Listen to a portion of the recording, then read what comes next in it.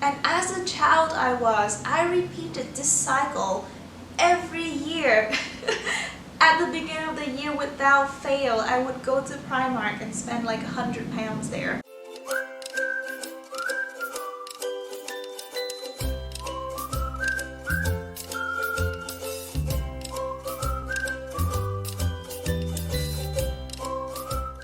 Hello, the ambitious young students who are watching my video. I am Nina. I am an English teacher, a book translator, and a published author who has been living and studying more than 10 years abroad. Over the past decade, I've witnessed so many shopping mistakes that costed me money, time, effort that otherwise could have been saved. I wish that someone had told me all of this before I went abroad, so that I didn't have to learn it the hard way. That's why I am here today, telling you my experience so that you don't fall into the same trap. If you want to know more about studying and living abroad, not just shopping the right way, you can subscribe to my channel and hit the bell button so you will be the first to know when I upload a new video. Now let's get to the topic of today's video. Let's talk about mistakes that you want to avoid when out shopping. Mistake number 1. Trying to buy the cheapest option possible. Yes, I've been there, done that. Well, when I first got to the UK, more than 10 years ago, for me, everything was so expensive. The price tags were massive for a little girl like me going abroad for the first time. I used to keep converting the currency from the pounds, which is the currency in England, to Vietnam dong, which is the currency of Vietnam. And for me, I just couldn't afford anything. It was just too pricey. More than often, I would just choose the cheapest option available. But little did I know that cheap price equals cheap quality. If you are living in the UK, you probably have heard of a Primark. When I first got to the UK, I went to Primark to shop, and the price tags was so much cheaper than anywhere else. I was surprised and I was happy too. I remember I used to spend like £100 on clothes for the entire year, and I was so satisfied looking at the quantity of clothes that I got from Primark.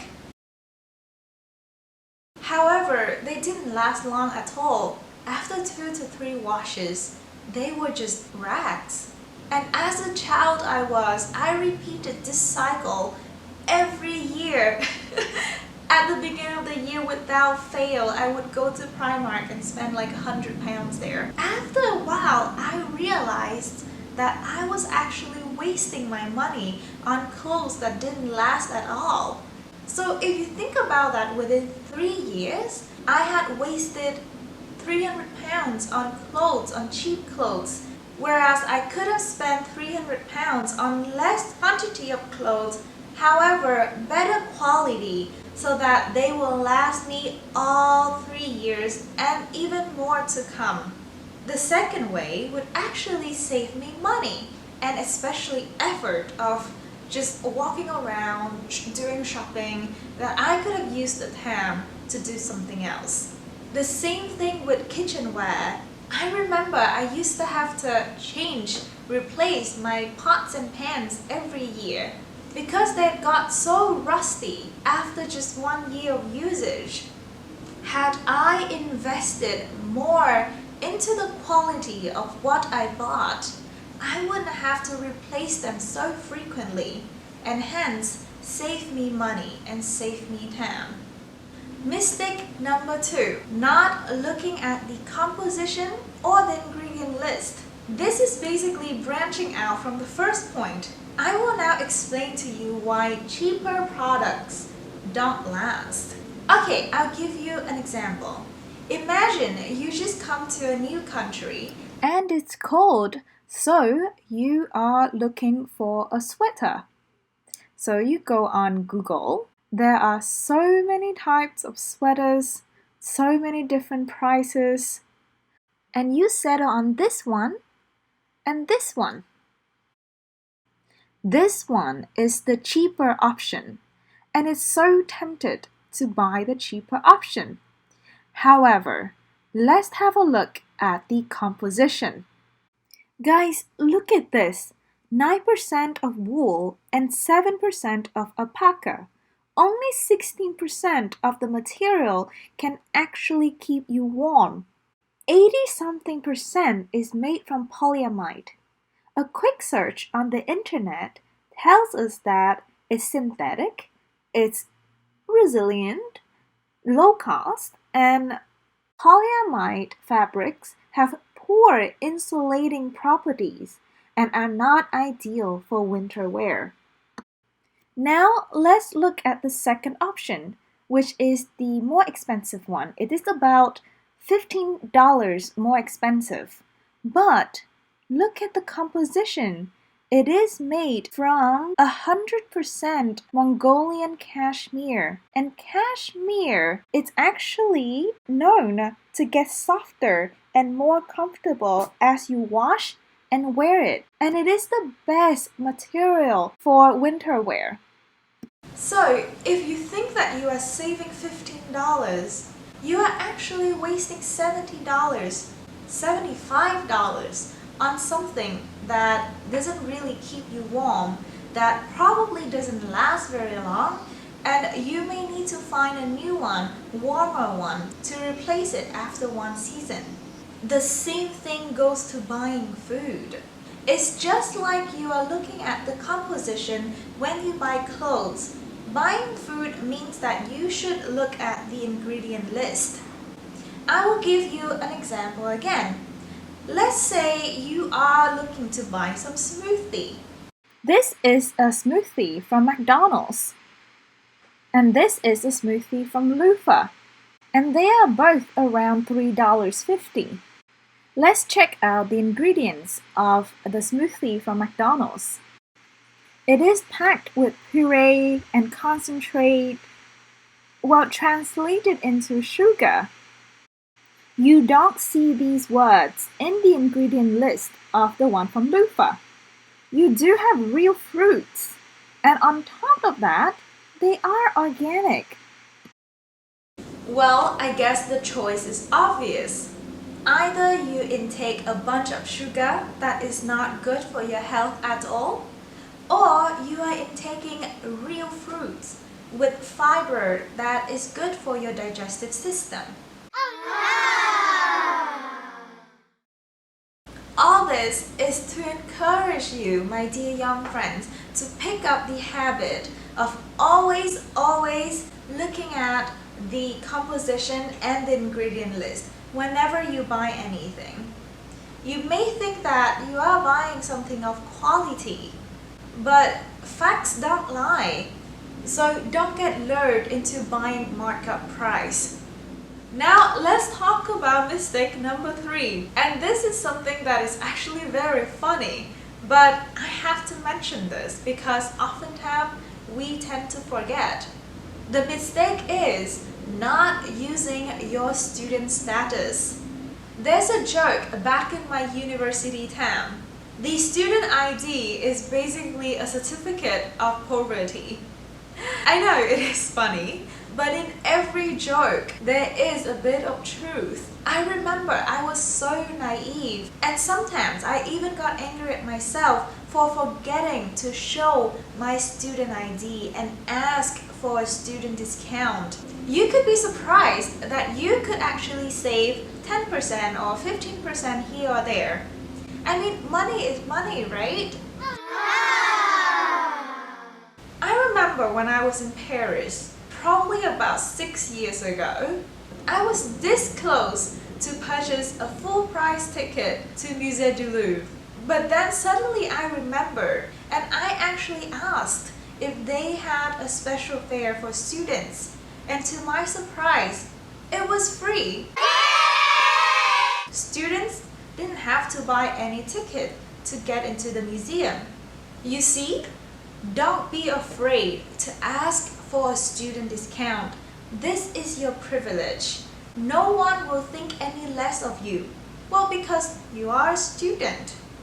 Don't waste your privilege. Because the first day that you start being a student, the first day that you are a part of the workforce, you haven't got much money and you don't have the discount. When you are a student, the student discount is ubiquitous, meaning that you can even get them online. So go ahead and subscribe to student discount websites such as Student Beans or Unidays, or in Canada we have SPC. These websites will send you discount codes on practically everything you need as a student. Stationery, coffee, grocery, clothing, and one more thing. I know that this works if you are not a student as well. Go ahead and install Honey or Shop Tagger to your browser. These are two plugins that will help you to save money whenever you check out from a website. They will automatically filter any discount codes available and apply that to your final bill. Just a disclaimer here, I am not paid by any of these companies to tell you. This is really just my personal experience of shopping as a student, and these companies have saved money for me, and that's why I'm telling you. When you are a student, don't forget to use your student discount. Alright, now let's talk about mistake number 4. The last mistake of my list, but not the least one to know. I think it's just so important to mention this. It is buying things that you think you will use in the future just because they are on sale. Ugh, I am so guilty of this. When things are on sale, we go crazy. We buy as if there's no tomorrow.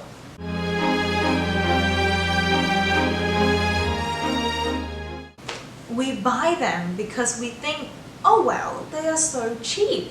Guys, but we are buying things that we don't need and probably we won't ever use. I mean, hand mixers got on sale and you'd be like, okay, I'm gonna buy one because it's cheap now. Maybe I will learn how to bake in the future. Trust me, you won't even touch it. Well, it's a different story if you are already into baking and baking is your way of de-stressing after studying. Okay, then a hand mixer got on sale, you buy it, you save money, which is good because you will use it. But just don't buy it because you think that I will go and learn how to bake. You get the idea. Black Fridays, Cyber Mondays, Boxing Days are the ultimate traps where you buy so many things that you hope you will get to use them in the future, but end up laying around your place collecting dust. So always think before walking down the sale section. Ask yourself, am I going to wear this? Am I going to use this? Or am I buying this because it's cheap? Everything, no matter how cheap you bought it at, is expensive if you don't use it. Does it mean that I tell you not to go and shop for things on sale? No, there are strategies to go and shop for things on sale without having to buy cheap but useless things. I've consolidated a lot of strategies to do this, but probably I will need another video to share all of this with you. So remember to subscribe to my channel so that you will know when I upload that video. Alright, those are the ultimate 4 shopping mistakes that you want to avoid. Let me know in the comment section below if you have made or if you are actually making one of these mistakes. If you have enjoyed this video and think that it could be useful for somebody, please send it to them. That's it for today. I will see you in my next video. Bye!